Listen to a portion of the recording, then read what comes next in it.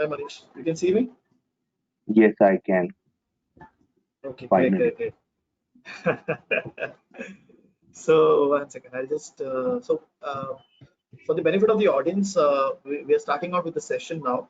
So, uh, for the audience, let me give a brief introduction about what we do, what Fintelligence is, and what I am going into. So, primarily, the Fintelligence is basically a training institute in Bombay, and we try to train people in core finance skills like and core finance certification, which are international, like CFA, FRM, and other skill-specific introduction related skills. And today we are having a session with respect to career conversation, and the intention of this session is that somebody who's new in the finance or somebody who is already working and might not know a particular domain. So we are asking guests from that domain to come and highlight what exactly that domain is, what are the key skill set that is required, how that domain works, what is his personal experience in that domain. So we would get that first-hand information from the guest itself. And today we have Manish, who's going to be guiding us with respect to financial planning and analysis team. Okay, so I'll just quickly walk you all through the agenda. So we're going to be starting off with an introduction about guest, and then we'll move towards where exactly do you find FP&A, which is Financial Planning and Analysis team, within the broader prospect of global bank, and then what exactly is FP&A team doing? Okay, and what are the major teams that you see within FP&A? And then we'll also move towards what are different companies that are available who are offering these kind of roles in India. And we'll also move towards a few details like compensation hierarchy, what are the key skill set, and finally we'll have some career tips from Manish directly, and we'll open up for queries also. In case on a particular slide, if you guys face any problem or any particular query, then you can put it on chat and we can ask directly to Manish or during the presentation itself. Okay, so we'll quickly move towards the introduction. So Manish has been in the industry for long, like 15, 13, 14 years, and he has been associated with major banks in Mumbai and Pune, wherein he got an opportunity to be a part of the financial planning and analysis team, and he has been working for it like more than 6, 7 years now. And more than that, he also helps a lot of students with respect to career. He also train people with respect to goals, how to create habits. So he's also involved into that. So he has a trainer mindset, and definitely that is going to help us a lot. And I understand that he's a very good person with respect to financial planning because he's spent such a good amount of time in that domain. So he has seen people coming in, growing in that domain. So definitely it will be a very good perspective to understand how things actually work in that domain. Okay, so thank you very much, Manish, for taking out your time and helping us, guiding the audience on how exactly this entire domain works. Okay, so I'm handing it over to you, Manish. We'll start out with the basic structure now. So over to you, Manish. We're starting with the first slide. Yeah. So, hello everyone. I'm Manish Adija, and in regards to FP&A, where FP&A sits into global banks, is uh, there are three things. That is front office, that is which covers the investment bank division, sales and trading, and then there is a middle office, which is a backbone of bank, I can say, because that coordinates with back office as well as front office. So that is the one thing, and there is then back office. So mostly it starts with the back office where FP&A sits, and where the financial planning and analysis mostly is done. It's the same for all the banks with different reporting structures, and it is mostly for 3 years. We call it as 3YSP, that is 3 years uh, strategic planning, where we do the planning for cost, revenue. It's divided into two things: performances and resources. Under performances, we have cost, revenue, and then under uh, resources, we have headcount. Then we have various kind of assets, balance sheet, liabilities. So these are the things. And in terms of FP&A,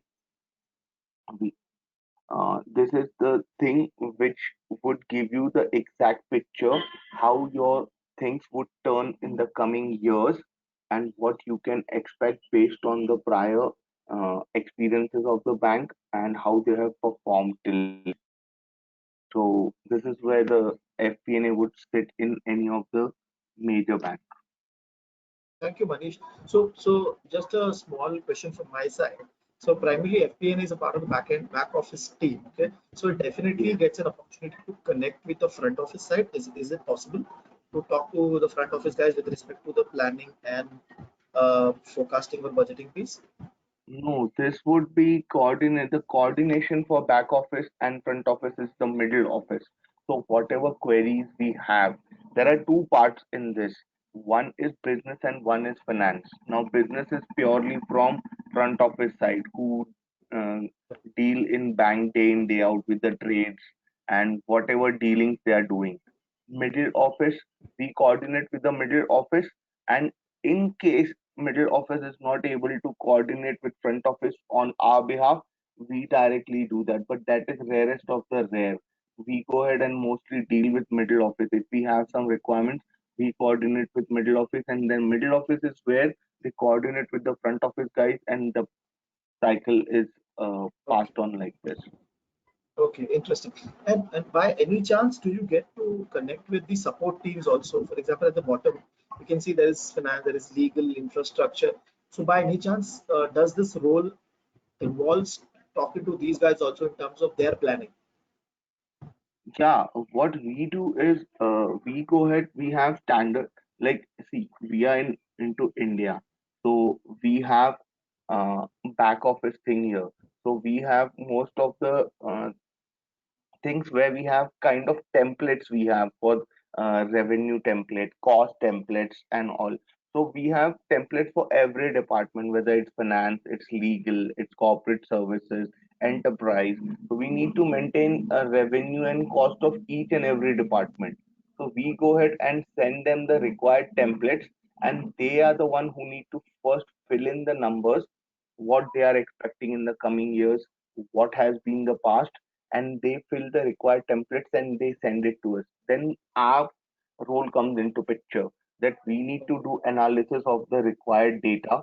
We need to see that how they have put in the numbers, are they making any sense, and what are the expected numbers, because there are some things which are carrying a legacy.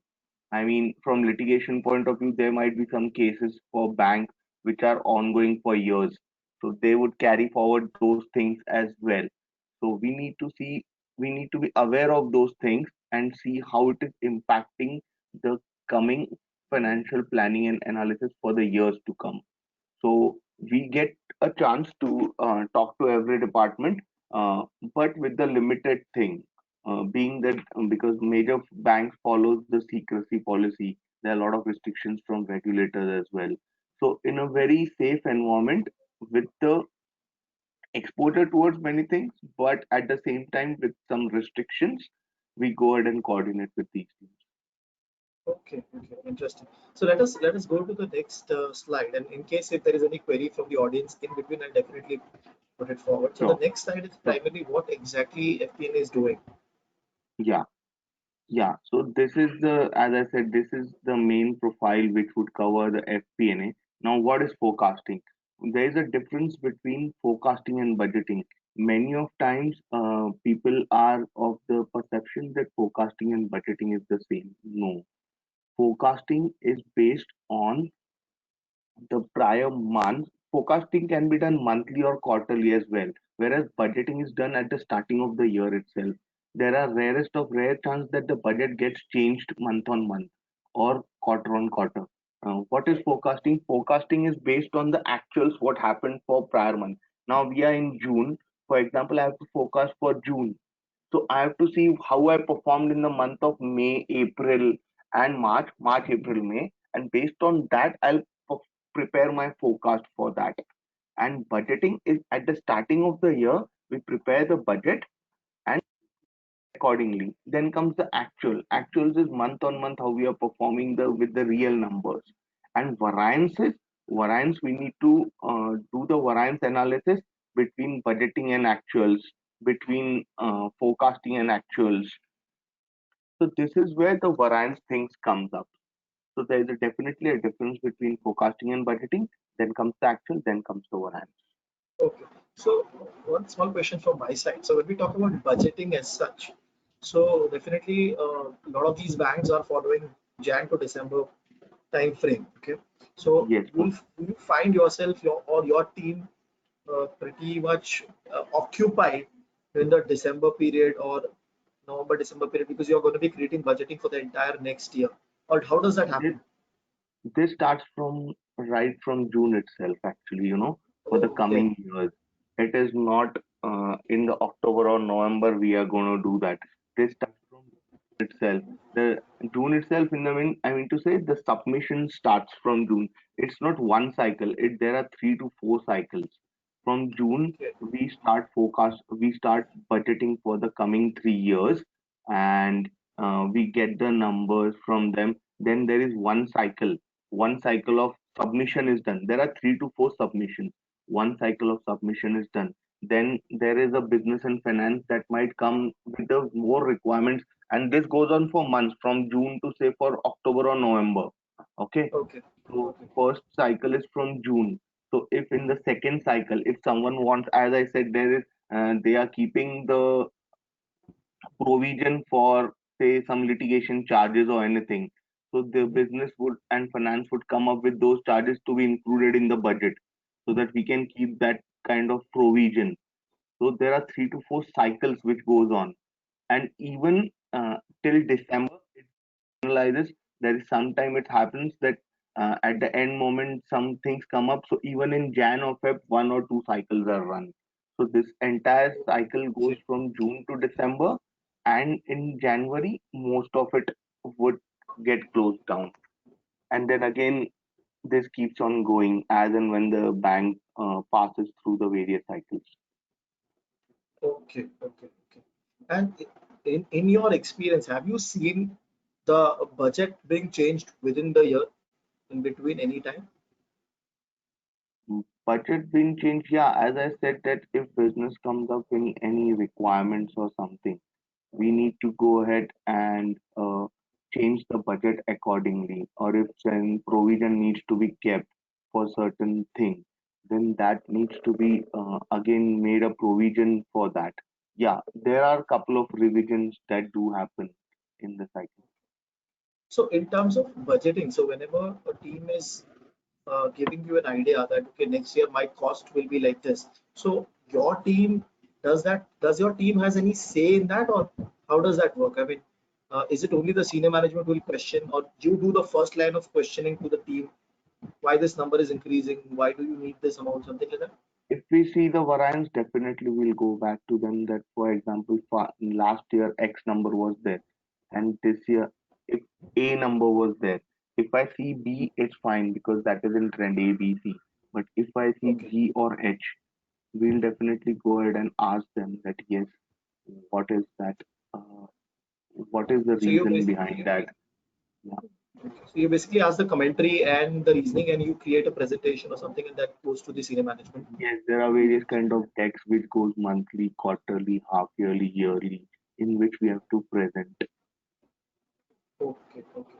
And with respect to forecasting, so definitely the forecasting is done for the revenue, but we also do forecasting for cost, is it? Or Yeah, the if sometimes the cost might go up, so we need to keep a tab of that because c- any company getting more revenues, they don't question why we are getting more revenues or right, anything. But if there is if there is a increase in the spike cost? in Okay, my cost, then definitely those senior management guys come and ask why the cost has gone up, what is specific reason. So based on that, we need to see what is driving that cost, and if okay, we are getting the enough reasons, we go ahead and put it forward to them. But if we are not clear with that, we need to mhm, coordinate with the people who have posted those entries, and in turn, okay, those guys have to go back to the people who have asked them to make those entries, and then the chain okay, follows. okay, interesting. And with respect to the workforce, I mean, do you guys do any forecasting or any reporting which tells the organization, okay, we have these many number of full headcounts, and over a period of time we might increase, there might be an increase of 100 or 200 people in the organization, or if suppose a particular team has a role open for 6 months now. So do you guys do reporting to that related also? We do reporting into that, but frankly speaking, we are not into cautioning of that or Okay. anything like that. Right now, due to COVID-19 pandemic situation, there are ups and downs going on. So there might be a headcount freeze or something. Then we need to manage it up, but we can't question more about headcount because it's all depends. Headcount is the one which drives the most cost of any bank. So that that part is with the senior and the senior most management. That would be with the board line. So Okay. Got. And with respect to forecasting or budgeting, I'm just focusing on the first two. So do you guys make any reporting that goes to the regulators in terms of these forecasting and budgeting?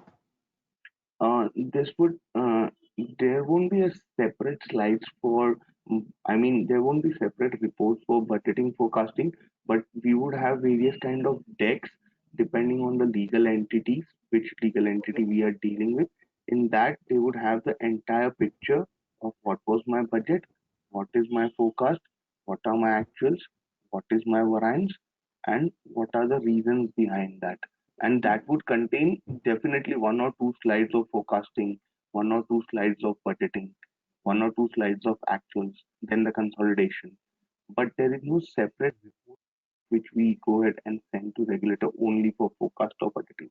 It would be overall a complete deck.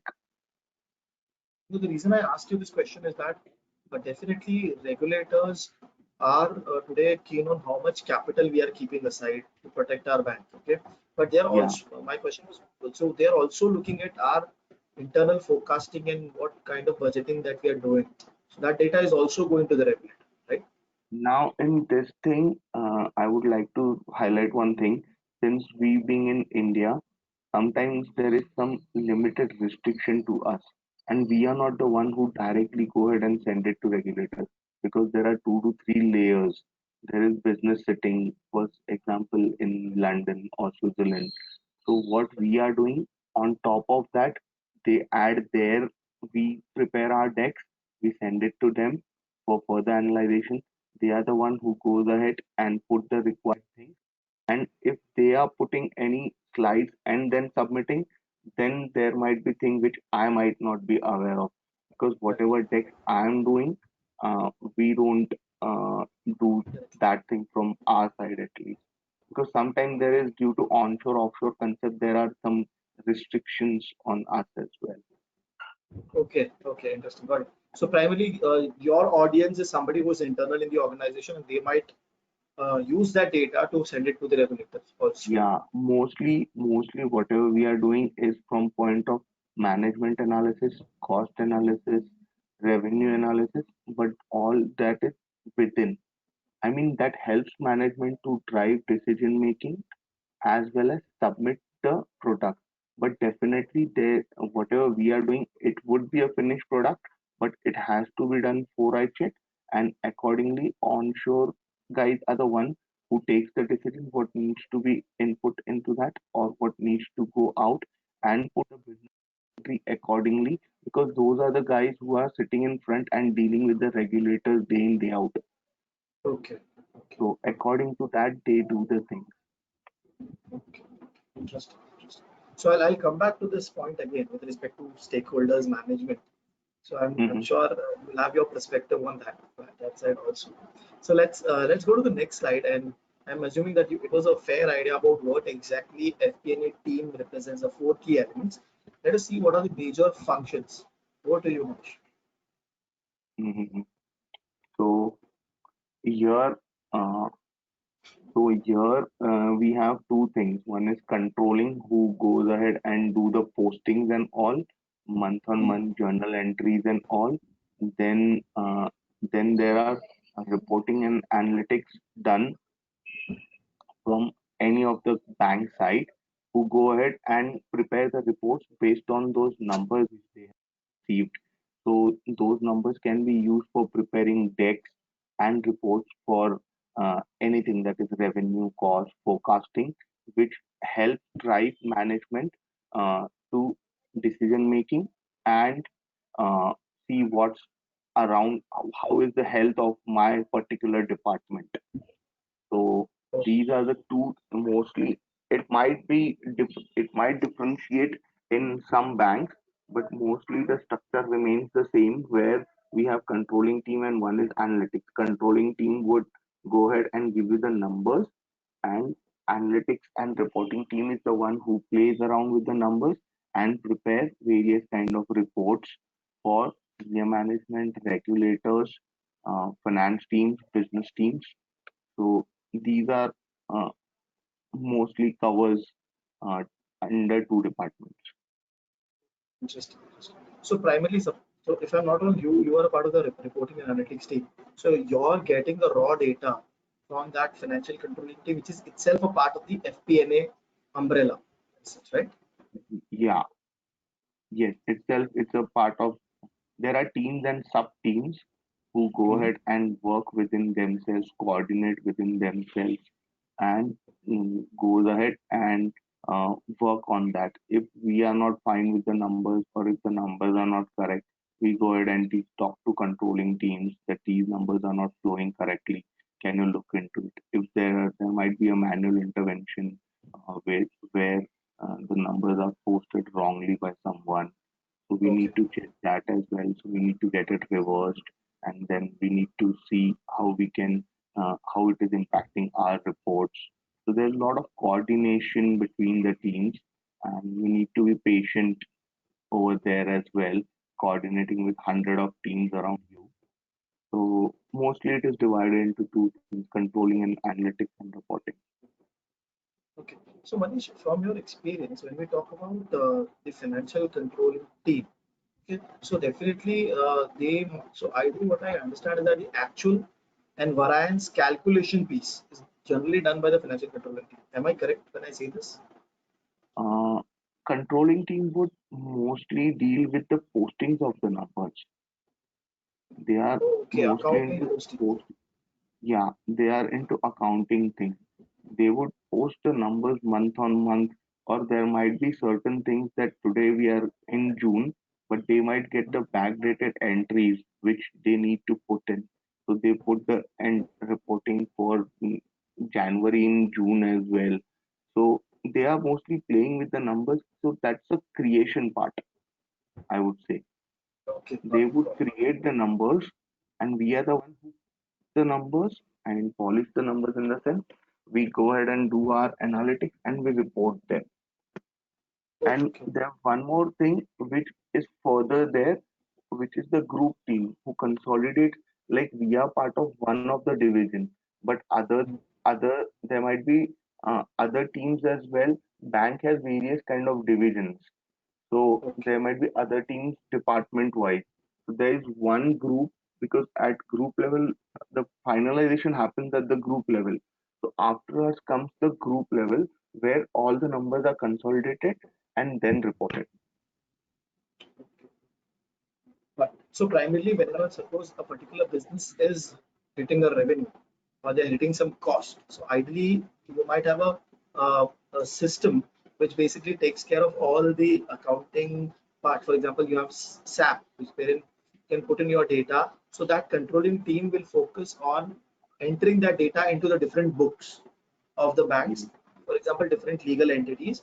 And once Mhm. that is done, okay, then your reporting comes into picture, right? So Yeah, right, okay, so primarily, if I say, for example, if the month of June, when the June ends, you will do in the month of July for the first 10 days or 7 days, you'll do reporting related to June, yeah, right? yeah. It is And basically a cycle, right?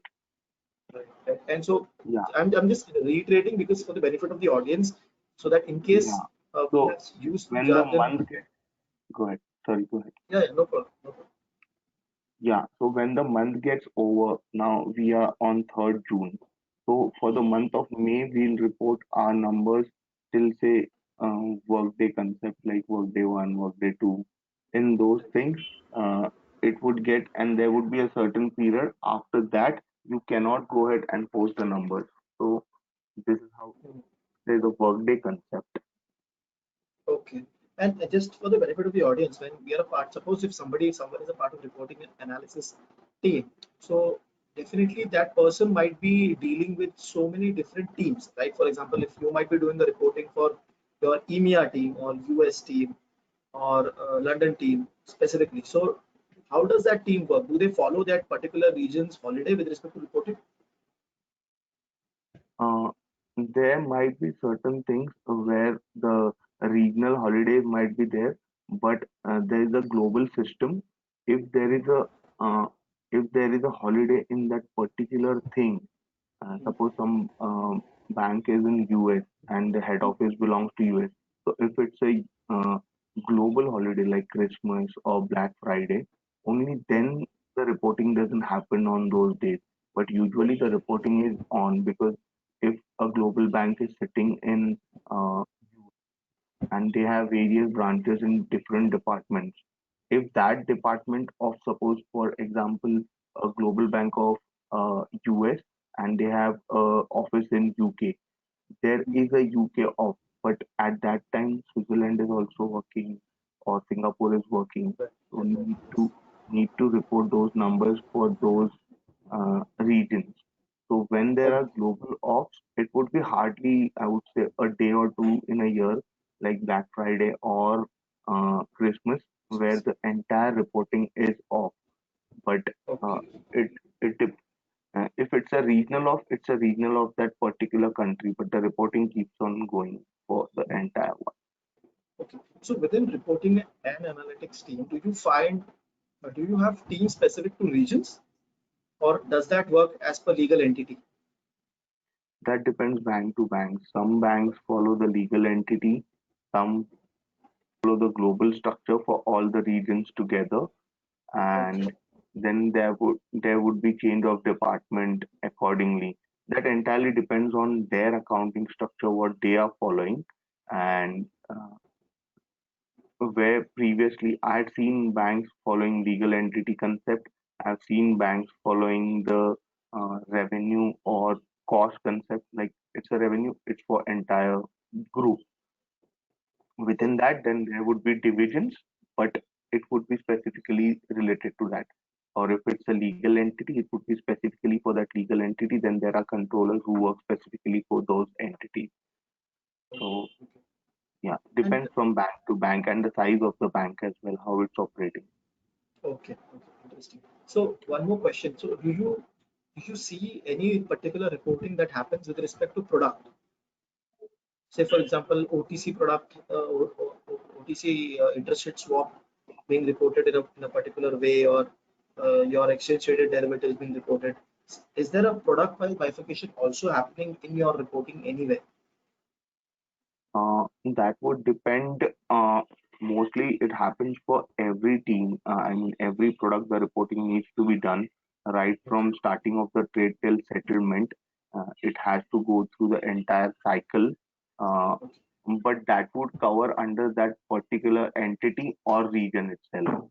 Uh, like, for example, as you said, OTC. If that is falling under that exchange, for some example, London Exchange, so for that OTC trade, it would happen over there, particularly under that entity, whether there are any loss or a profit or unrealized gain or profit till it matures. So that would go to that particular entity itself. Okay, okay, okay. This is interesting. So primarily, the focus is either a legal entity or a region, and then in that you might have sub reportings or sub Hmm. specific decks which will go to particular teams or particular like that. Okay. So and how important? I'm just trying to understand what is the focus area of the management. Okay, on this team, for example, reporting analytics team, from your experience. How do they look at this team? What are the expectations from this team, the management? expectation would be the month-on-month reporting, how we are doing, whatever we are doing. Apart Okay. from that, they also expect that we are aware of the business scenarios as well, how active Okay. we are. We need to look into that as well. Are we aware of what's going on and around? So certain uh, ups and downs might be there in the bank. So they expect from previously it was onshore and offshore concept where people used to think, yeah, this is offshore. This they will only play with the numbers mechanically, do the things for us and send us the reports. But now they are thinking us as a partners. So we need to be responsible for what we are doing and we need to be aware of what's going around. So enhancement part is also expected from our end as well. Okay. Yeah. So apart from, so I understand that obviously FP&A or reporting analytics team is a team which will give a lot of decks to senior management. But apart from your team, is there any team which is also a source of information for the senior management in the organization that you know? There might be now certain information like a trader who's doing a trade and booking it into system. Right. Uh, he might be aware of what is there behind that trades and all. So if Okay. management knows the business reasons would be available with those traders itself. So they need to coordinate with those traders as well. As I said, it's divided into front, back, middle, and back. So most of the time, middle office are the guys who knows the business reasons as well, and they are coordinating with us, so they know about numbers as well. So if the if the senior management is not getting the things from us, they'll coordinate with the middle office, and middle office would be mostly the one who will coordinate with the front office and get the required answer. In rarest of rare case, if that is not possible, then they might reach out to front office guys. Interesting. Okay. So, and I've got a fair idea, which audience must have also got a fair idea about what exactly the different teams are. And from your experience, how important or what is the importance of stakeholder management in your role?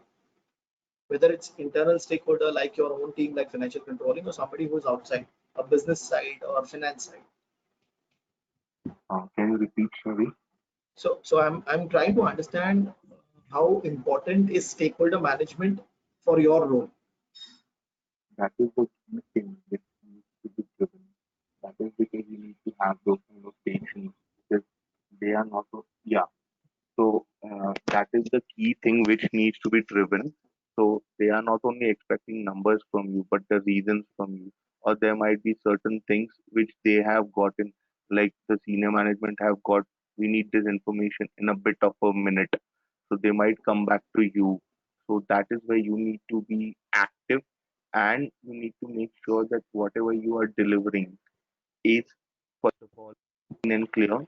There are no mistakes in that, and you need to have that kind of rapport with the senior management. They should think that yes, this is the person to go. This is the reliable person where he knows what I'm looking for. So stakeholder management definitely plays a key in our role, and you need to be patient as well. Sometimes they might come to you with any kind of tone or something because there might be frustration. Even they have their pressures. You need to be calm and see how it is. Because if you are not patient, then you won't be able to go into deep dive analysis. What is driving this and all. So patience is the main key in stakeholder management, I would say. And Manish, from the perspective that since you're a part of the global team, so you might have to talk to uh, global teams also, which are sitting in different region who have different culture. So Hmm. how do you change your behavior? For example, you might be talking to somebody on US side or somebody from the Swiss side or somebody from European side. So how does that work primarily from your experience? Actually, that would come with the experience because everyone follows the different culture thing. So Right. APAC guys are little hyper. They are like attention to detail. So they would like from Singapore or Hong Kong or China. or Japan, I would say they would have keen interest in numbers. What is there? Even if you don't put a comma, they will shout at you like, why you're not even putting a comma? That's not expected. US guys, I'm just talking about general scenario that might Right, change right, from region to region, but UK guys are little easy to go. They would understand that yes, you're doing this, you might be under pressure. US guys are also that kind of, but they are upfront. They'll give, if that's a shit, they'll tell you this is a shit. I'm not giving a damn about it. My number is like this. Do whatever you want, but I need it as it is. So culture okay. plays a role under this. You need to be aware of how the culture is going and Hmm. play accordingly. So there it comes the human touch. I mean, every time you can't be with the thing, and you need to humanly understand how, where from that person is coming from, and behave accordingly. Okay, okay. And with respect to suppose if somebody who wish to enter into FP&A, so is there any in-house training or some specific training that happens with respect to FP&A that person will have to go through generally? Is there any particular training Yeah, that as happens? I said, every bank follows different standards, different, I mean, say, different procedures. So Hmm. we need to go through the entire thing where there would be hard training, then there would be on-job where you are producing as well as you are someone is guiding you. So Okay. then there would be where you are performing and someone else is reviewing, and then there 3 to 4 cycles. First is hardcore training, then on-job training, then you are performing under guidance, and then you are performing independently. So Oh wow. Okay. there are various systems as well. So Hmm. even if the system is there, every bank get it customized according to their self. SAP is Right. Right. just SAP is just a platform, but every bank has its own way of driving the numbers. So get it modified accordingly. So it depends on the systems and how it goes, but definitely training would be there. But there are certain things which they are pre-expected. As I said, you must know what is budgeting, what is analysis, what is variance analysis, what is forecast analysis. You need to be aware of the terminology and jargons where you can at least get judgment what the other person is talking about. Okay, interesting, interesting, wonderful. So let's as of now, there's the questions which were asked by the audience. I've tried to cover it through my question itself, and so I'll move towards the next slide, which primarily gives the FP&A roles in India. So any feedback or anything specific to the list that we are seeing on the screen. We have put in this screen or this slide primarily to give an understanding to the audience that definitely these kind of roles are there for you. It's there in different banks, so it becomes easy for you to move to different banks also. And the skill set that you're gonna gain in one particular bank is more or less applicable to other banks, right? Yeah, definitely. As we said that you need to have the basic things and everything remains, I mean, everything remains the same. It's just the accounting thing and the basic understanding of what FPN is. It might differ from bank to bank, but at last, they are reporting the numbers. So Right. cost won't change for any bank. Cost is cost, revenue is revenue. So that would remain the same. So you need to be aware of what is cost and what is revenue. It is not that if it is a cost for a particular bank, it's a revenue for other bank. No, cost is cost for the particular bank. There might be different types of cost for banks. They might be segregating it under different terminologies and jargons. But yes, and as you have mentioned, you have covered pretty much all the banks which have their presence in India and have such kind of roles. And one can So, definitely try in these kind of banks for getting a specific role. okay. So I'll move towards the key skill set. Sorry, the compensation and hierarchy. I missed that part. So I would like to have your view on the structure that we have given. Yeah. So yes, it starts from the basics, and yes, the thing which you have mentioned is pretty much covering all the every bank follows their own hierarchy, but this is the uh, picture in most of the banks. And yes, that would be the key compensation numbers, plus or minus, depends from bank to bank. But Right, overall, right. this is the pretty fair number which can be considered for particular position and with the number of experience. Okay, okay. So coming to this hierarchy, and if I look at the first stage, which is analyst stage, okay. So Mhm. you will find people from non-commerce background also coming and joining into FP&A. Yeah, definitely there are engineers and interns who are doing their internship into finance. There are various kind of interns who are doing their internship in finance as well. So those guys are also looking for these kind of roles and all, because there are techno-functional roles as well where you need to have the technical background as well. So these guys comes into picture over there as well, where you have the technical knowledge as well as the financial knowledge. So even yes, there are certain engineers who have done MBA in finance, or they have taken certain certifications into finance. So even those guys are looking toward this industry. Okay, okay. And Manish, like you mentioned, internship. So do you have, since you have worked in so many organizations, so do you see organization being keen on hiring an intern for these kind of role and then absorbing them in the workforce? So getting an Yes, internship in this definitely, kind of because mhm. Yes, definitely, because interns are the one who are giving the fresh perspective to the thing. Because if I am doing something day in day out, then there needs a fresh perspective. An intern can come with a fresh blood and fresh energy, and he can put in the required thing into that, and they drive, and looking at the performance, and also depending on the availability, they get absorbed as well. Okay, okay. And in terms of getting an internship, so what are the key certifications? For example, somebody because I've heard people from the CA background or somebody who has done an MBA generally gets an opportunity into FP&A. But do you find a normal graduate entering also into these kind of roles? I'm talking about Yes, the current scenario in the sense somebody who has passed out in 2019 could have got an opportunity directly into FP&A. yeah, there might be, because banks have tie-ups with certain colleges as well. So the campus Okay, interview happens.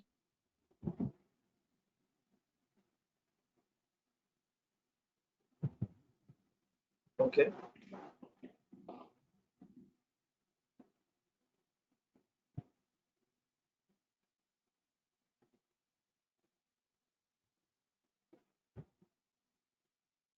I think so. We lost you, Manish, in the conversation.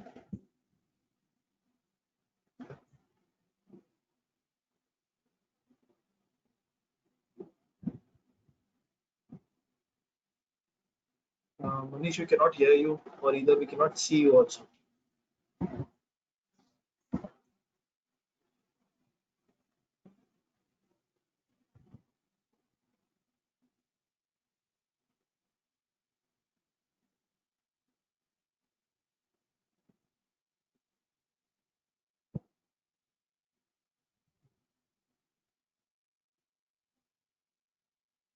I think so. He has lost the some internet connectivity issue.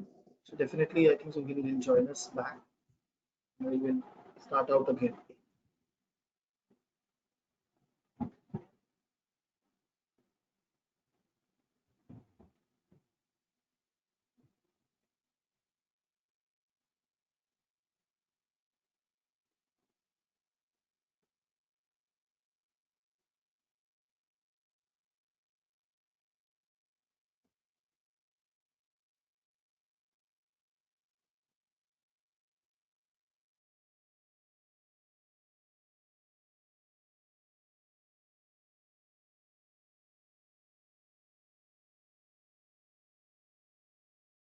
Can you hear me?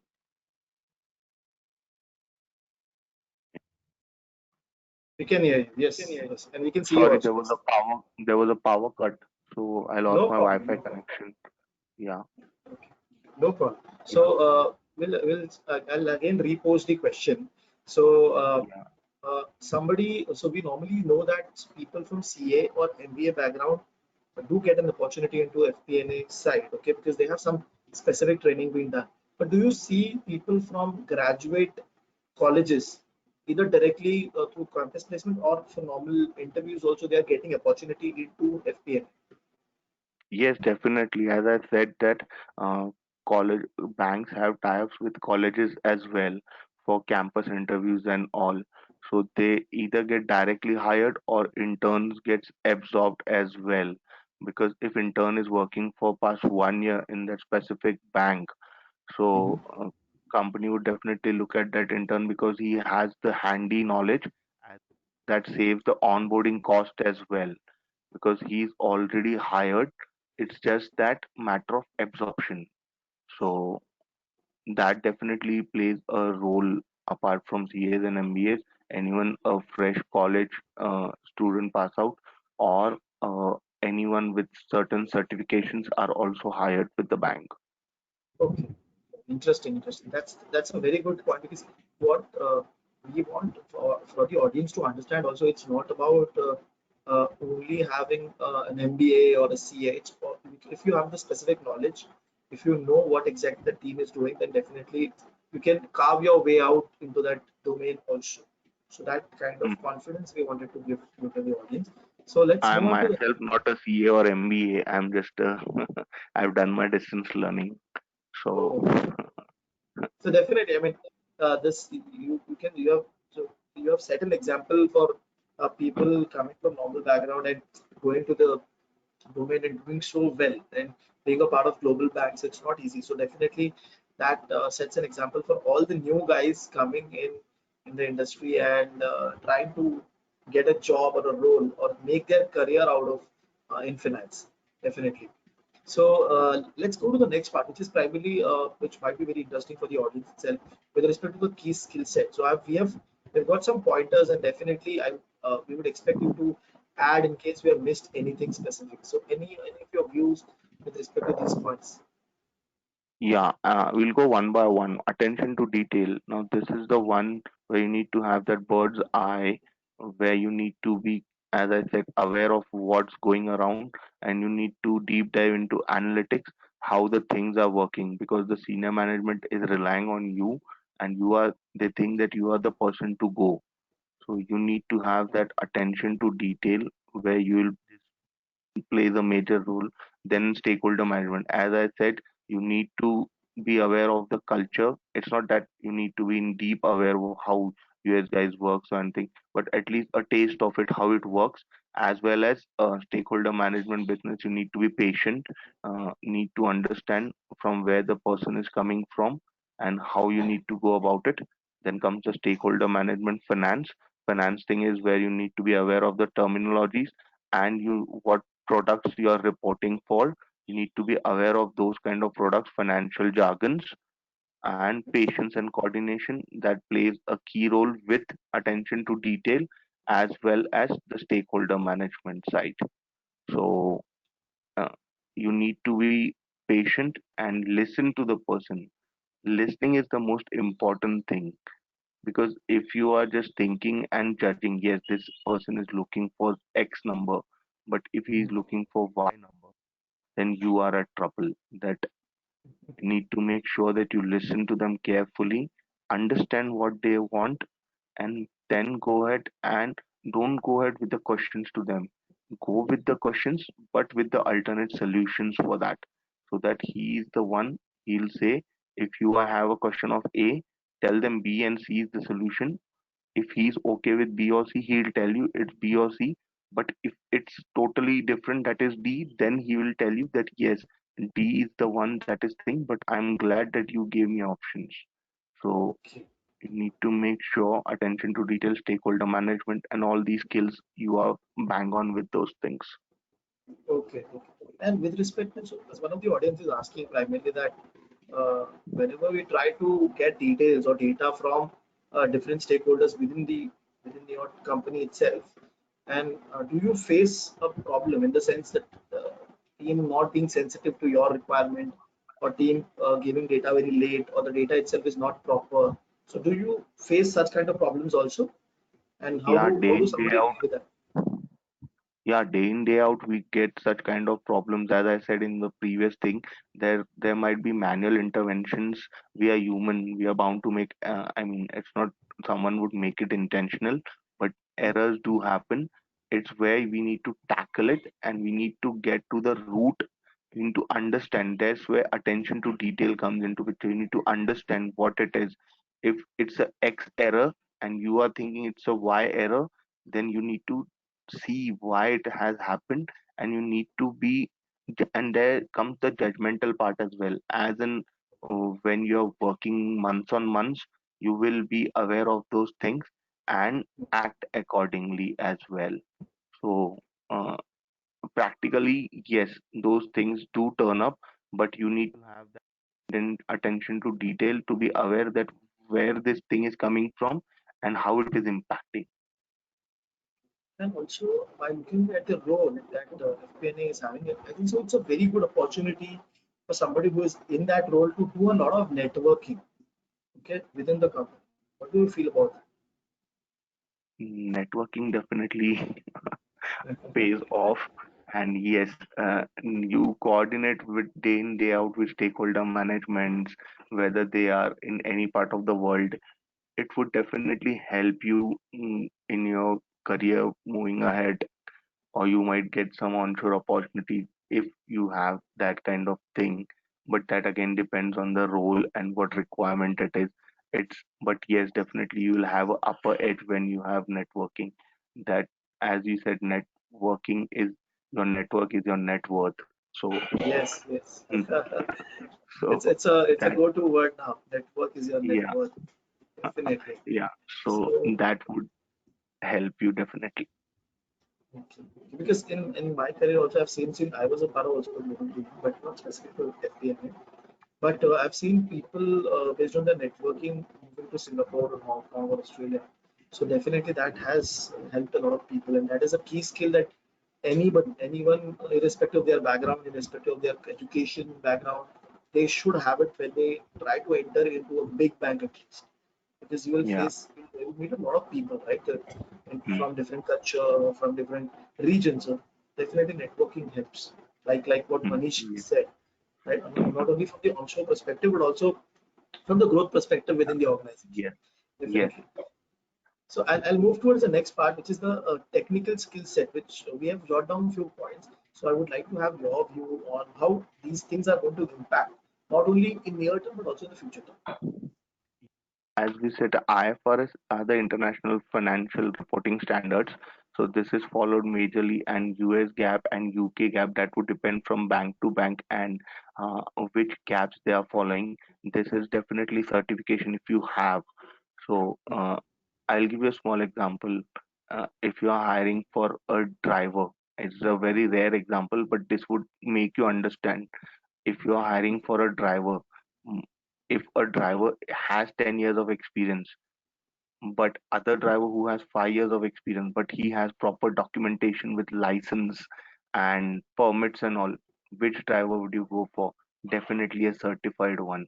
If this guy is not even, so this is kind of I know it's little rare example, but it's in easy terms to No, no, understand definitely. that yes, so certifications would definitely give you an upper edge. On top of that, if you have experience, that's a plus plus. Financial management skill sets, as it is financial management skill set, would cover your FP&A skills over and budgeting, forecasting. Financial product knowledge or product would come cover under the fixed income products, equity products, or OTC products. And these skills, advanced Excel and PPT, would help you in back office skills, because every report is on advanced Excel and PPT. But now there are new technologies which have come up like Power BI, SQL queries, Python. Even I'm learning those things, because that would help me grow, because technology is growing. So we need to upgrade ourselves with these skill sets as well. So these are definitely the skill sets which you have covered are would give you a key edge. Right, right. Definitely. I mean, the entire banking industry is in the mode of heavily using technology in their day-to-day activities. So somebody who is planning to enter into finance, and even if the current role might not require you to have these skill set, which is specific to coding or having no use of technology, in future definitely that's going to be the core skill that we see.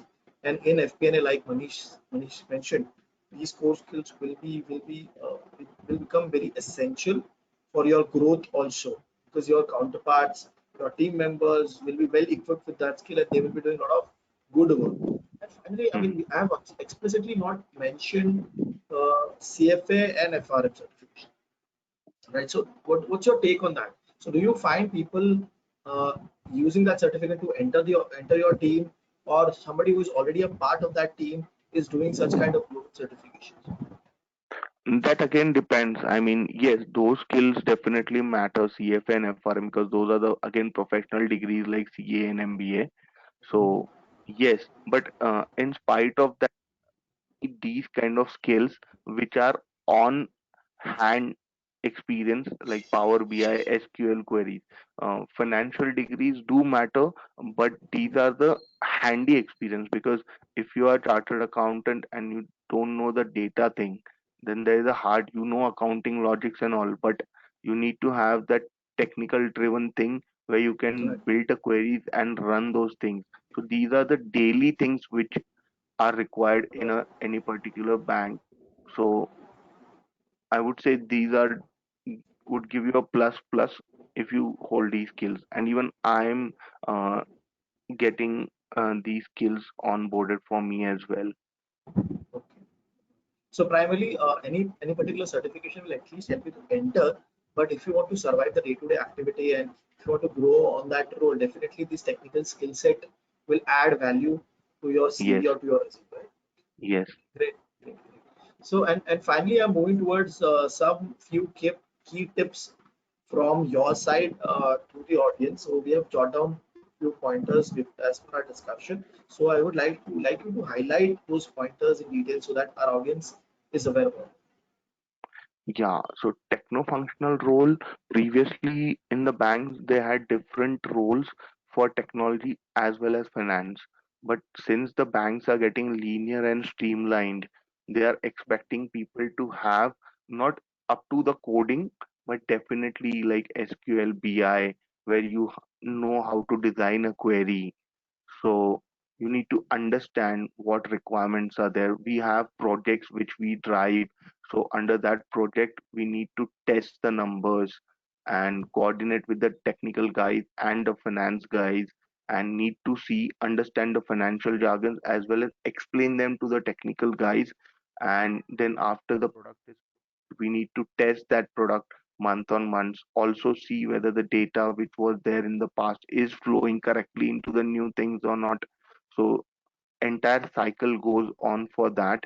So technical function, again, the business knowledge, yes, you need to have business knowledge, like as you said, the product knowledge, OTC products, fixed income products, derivative products, you need to have that thing, as well as business knowledge, because nowadays banks are not treating India as only offshore center where we would get the required data, but they are looking at us from business point of view as well, business perspective, where they understand that yes, these are the guys who would have business knowledge as well and walk hand in hand with me, where I can reach the certain level. And business analyst is where you need to, again, that's a techno functional thing. And Mhm. business, you need to have business knowledge as well as technical knowledge as well as the functional knowledge. So all three things would needs to be covered for Mhm. that. And on top of that, the biggest thing, as you said, the networking thing, that's the biggest skill which would be required for sure. And with respect to, I'd just like to add on a point. So with respect to business analyst, so there are a lot of long-term projects that are run in a bank. So Mm. definitely somebody from the FP&A side will be a part of that team to see how Yes, that project is going to work. So that's where your business analyst required skill set will help, because if that project is driven, how that is going to impact your work and how you will represent your team in that project. also. And yes, testing thing is also there. First, we need to make sure that the systems, if there is a system change, we need to make sure how that system is going to drive and the numbers into that, because the older system might have the historical data we are in 2020, that might have 15, 16, 17, 18, 19 years of Mm. data. So we need to make sure here where the FP&A guys comes into picture, that we need to make sure whatever data was there in the old system flows to the new system without any leakage, and there are no breaks at all, because higher management, when they are trying to understand the new systems, they expect that those numbers are correct. Now a technical guy can't understand the numbers, he will just Right. do his part of preparing the system, but you are the one in FP&A who need to make sure the numbers are flowing in correctly. If the numbers are not flowing in correctly, then that system is of no use. So this is where we come into picture, and using that system day in, day out before handing it over to the higher management for further things. So testing is also there, reconciliation is there, and judging of the numbers. FP&A guys would definitely play a role in business analyst role. Yes. Interesting, interesting. So I am assuming that I have been uh, all the queries that we have got from the audience till now. So we have tried to ask you that question in between and try to resolve that query. So in case if anybody has a query, they can directly ask us through chat, or else. So as of now, there is no such query. We have already tried to cover that. Finally, I would like to thank you for your time and the dedication that you put in for us, and help the audience understand and guide what exactly FP&A is doing, how somebody can enter into FP&A and make their own career, what are the key skill set, and definitely your own experience, your own quick tips will be a very helpful for the new guys to join in the organization. I'm really, really thankful for your time, Manish, and we I hope to would see also you like to in thank you for providing me an opportunity to share.